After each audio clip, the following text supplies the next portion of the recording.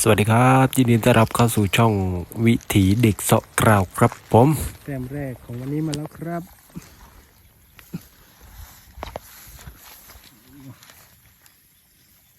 1 แต้มครับผมไปกันต่อหลังจากที่เราเดินกลับครับบวกมาอีก1 แต้มครับ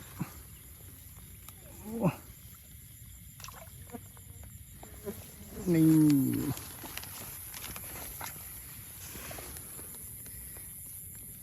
ใส่พอดีแผ่ทอดครับผมแต้มที่3ครับผม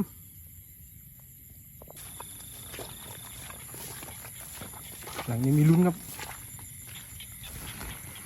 อยู่มันเอาขยับแล้วครับขยับแล้วครับ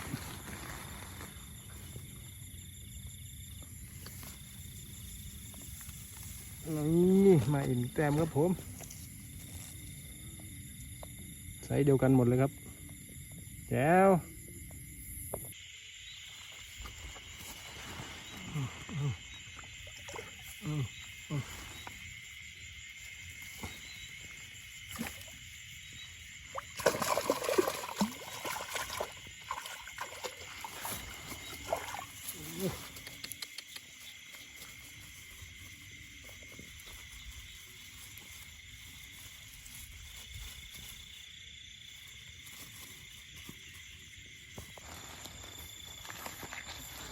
ลุ้นครับดูเนาะอุ้ย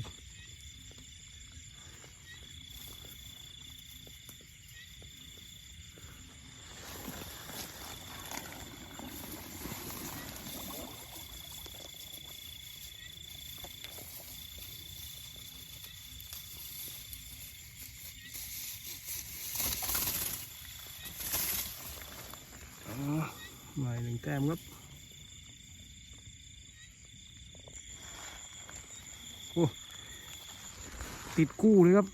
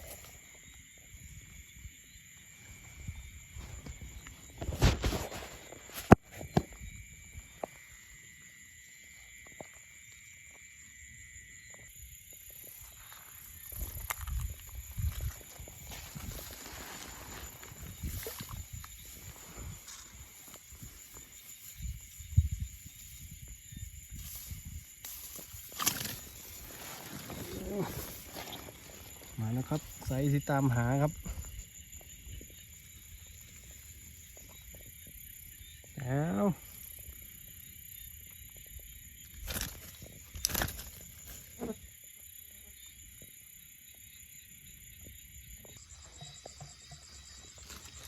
นี่ครับ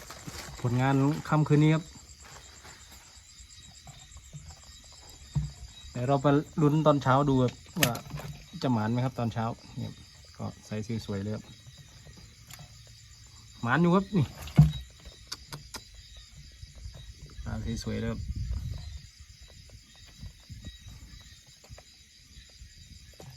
ดูปลาดุกเนี่ย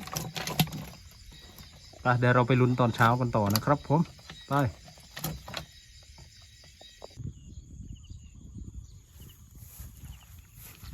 เก็บเบ็ดยามเช้าครับ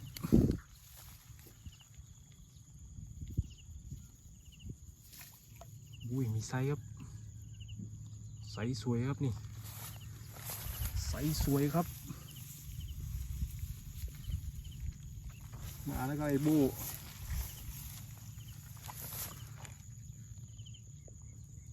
สวยงามครับผม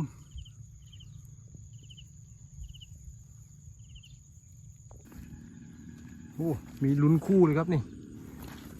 เอาแต้มนี้ก่อนครับ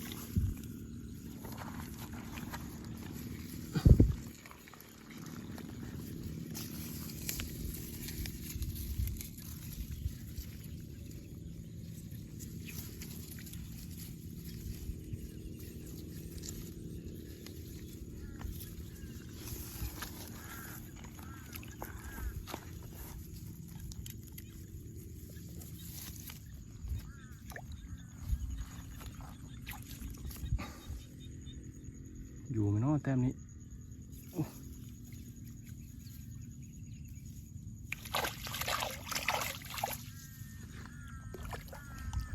อ้าวมาครับได้คู่เลยครับผม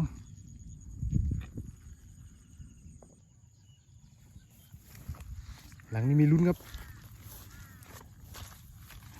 อยู่ไหมเนาะอุ้ย